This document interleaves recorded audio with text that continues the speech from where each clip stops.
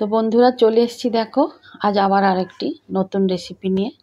তো আর আজকে আমি আমের রেসিপি করে দেখাবো। তো এখন দেখো সারা বছরই আম পাওয়া যায়, আগের মতন তো আর নেই যে বছরে একটা আমের মরশুম বা যে কোনো ফলের মরশুম, সেরকম কোনো ব্যাপার নেই। তো ঘরে ভালো ভালো আম আসছে, যখন ইচ্ছা হলো একটু বানিয়ে ফেলি। তো দেখো আমি বড় সাইজের 3টি আম নিয়ে নিয়েছি। তো সেটাকে ভালো করে ধুয়ে এখানে আমি দেখো সুন্দর করে আমি এর পাল্পটা বার করে নেবো। কেউ তোমরা খোসা ছাড়িয়েও করতে পারো, বা এরকম আমি যেভাবে করছি এভাবেও করতে পারো। তো দেখো এরমভাবে চৌকো চৌকো করে দাগ দিয়ে নিলে না পাল্পটা খুব ইজিলি বেরিয়ে যাবে। তো আমি 3টে আমি করে নিচ্ছি এখানে। তো বেশ অনেকটাই হবে, সেই জন্য আমি 3টে আম বড় সাইজের নিয়েছি। তো এইভাবে দেখো আমি পুরো পাল্পটা আমি বার করে নেব কেটে। চলো পাল্পটা বার করে নিই। তো হয়ে গেল। দেখো অনেকটাই হয়েছে, বেশ অনেকটা হয়েছে। এর সঙ্গে আরও আমি অনেক কিছু অ্যাড করব, সেটা তোমরা আস্তে আস্তে দেখবে। তো এটা আমার এই চায়ের কাপের মাপ আর কি, ওই কাপের মাপে আমি 1.5 কাপ চিনি নিয়ে নিয়েছি এখানে। এর বেশি দেবো না, তাহলে কটকটে মিষ্টি হয়ে যাবে। 1.5 কাপ চিনি নিয়েছি। চিনিটা আমি প্রথমে হালকা মিশিয়ে রাখছি, রেখে একবার আমি ব্লেন্ড করে নেব। কারণ আমি এর সাথে ফ্রেশ ক্রিম দেবো, তো ফ্রেশ ক্রিম যদি অনেকবার ব্লেন্ড করা হয় না, ওটা কেটে যায়। তো প্রথমে আমি আমের সাথে চিনিটা ব্লেন্ড করে নেব, তারপরে আমি আবার ফ্রেশ ক্রিম আরও কিছু দেব, দিয়ে আমি ব্লেন্ড করে নেব। তো দেখো এখানে প্রথমবারেরটা হয়ে গেল। এবার এটা আমি ঢেলে রাখবো, ঢেলে আর কিছু মেশাবো। তার মধ্যে আমি ড্রাই ফ্রুটসগুলো আমি এখানে আগে কুচি করে রাখি ওপরে সাজানোর জন্য।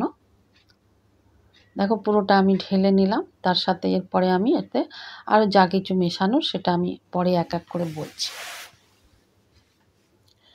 পুরো পাল্পটা আমি বার করে নিলাম, কারণ আমি দেখে নিলাম ওতে কোনো লাম্প আছে নাকি। তো বেশ ভালোভাবেই হয়েছে। তো আমি ড্রাই ফ্রুটস কেটে রেখেছি, ওখানে কিশমিশ, পেস্তা আর কিছুটা কেশর রেখে দিয়েছি, বেশ ভালো লাগবে দিলে।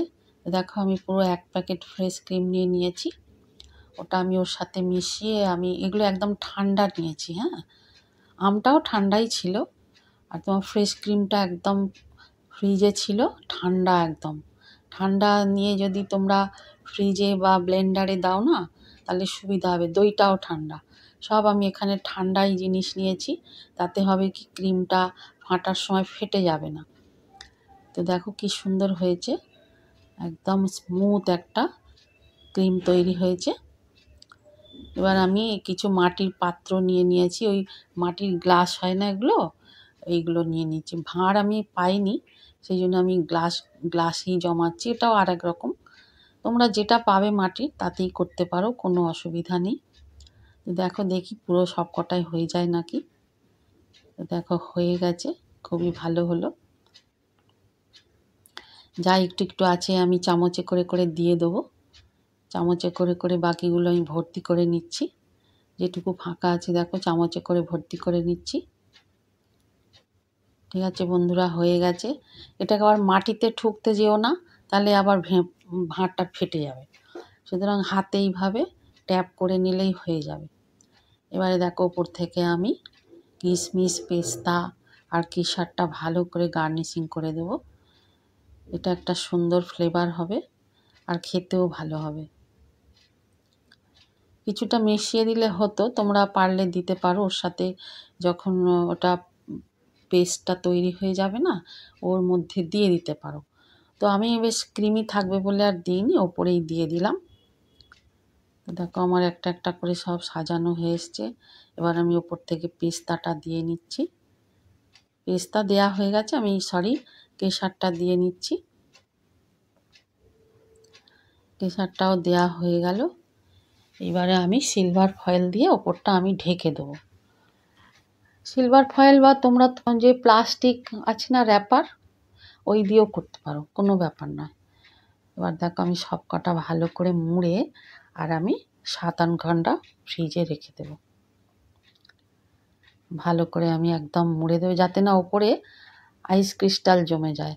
আইস ক্রিস্টাল জমে গেলে কিন্তু ভালো লাগবে না, সেই জন্য এটা এরকম করা।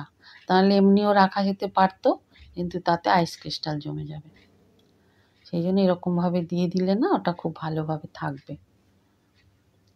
তো দেখো আমার মোটামুটি সব হয়ে গেছে। এবার এটাকে আমি একটা প্লেটে তুলে এটাকে আমি ঠান্ডা করতে দেব। তো চলো দেখি, এটাকে ফ্রিজে রেখে দিই 7-8 ঘন্টা। দেখো পরের দিন আমি আগের দিন বিকালে, এটা পরের দিন আমি সকালে নেমে ডিমল্ট করছি। একদম জমে গেছে, দেখিয়ে দিই দেখো কিভাবে জমে গেছে, বেশ সুন্দর জমেছে। তবে খুব বেশি শক্ত করতে যাবে না, কারণ এটাকে আবার ডিমল্ট করতে অসুবিধা হয়। আমি একটু জলের মধ্যে বসিয়ে রাখবো, জলের মধ্যেই মাটির পাত্র যেটা যেটা তোমরা ডিমল্ট করতে চাও, যদি একসাথে সব করতে চাও কোনো ব্যাপার নয়, যদি একটা একটা করতে চাও না, একটা পাত্রে জল দিয়ে বসিয়ে রাখবে, দেখবে অনেকটা গা হালকা হয়ে গেছে, তোমরা খুব ইজিলি ডিমল্ট করে নিতে পারো। তো আমি একটা নিয়ে নিয়েছি, ডিমল্ট করে দেখাচ্ছি। দেখো দেখো কত সুন্দর জমেছে। ছুরির সাহায্যে না ধারগুলো আস্তে আস্তে করে ঘুরিয়ে ঘুরিয়ে ঘুরিয়ে ঘুরিয়ে হালকা করে নিতে হবে। তো বন্ধুরা দেখো, ভালো লাগলে আমাকে লাইক কমেন্ট শেয়ার করবে, এটা কমেন্ট করে জানাবে কেমন হয়েছে। আর কিছু নতুন রেসিপি দেখতে চাইলে আমাকে লিখে জানাবে, আর চ্যানেলটা সাবস্ক্রাইব করে আমার পাশে থাকবে। তো দেখো বন্ধুরা, আরও নতুন নতুন রেসিপি আমি দেব, তোমরা দেখে নিতে পারবে। দেখো কত সুন্দরভাবে বেরিয়ে এলো। একটু জল ভরা পাত্রে রেখে দিলে 10 মিনিট এরকম হালকা বেরিয়ে আসবে, কোনো অসুবিধা হবে না। তো আমি এটাকে দেখো পিস পিস করে কেটে দেখাচ্ছি। তোমরা এইভাবে ঘরে বানিয়ে নাও, কোনো অসুবিধা নেই, বারবার বাইরে যাওয়ার দরকার নেই। এভাবে আমি দুধের ও আইসক্রিম নিয়ে আসবো, আরও একটা একটা করে আমি সব দেখাবো। তো দেখো এটা আমি এক পিস আমি কেটে খেয়েও দেখাবো, কি সুন্দর খেতে লাগবে।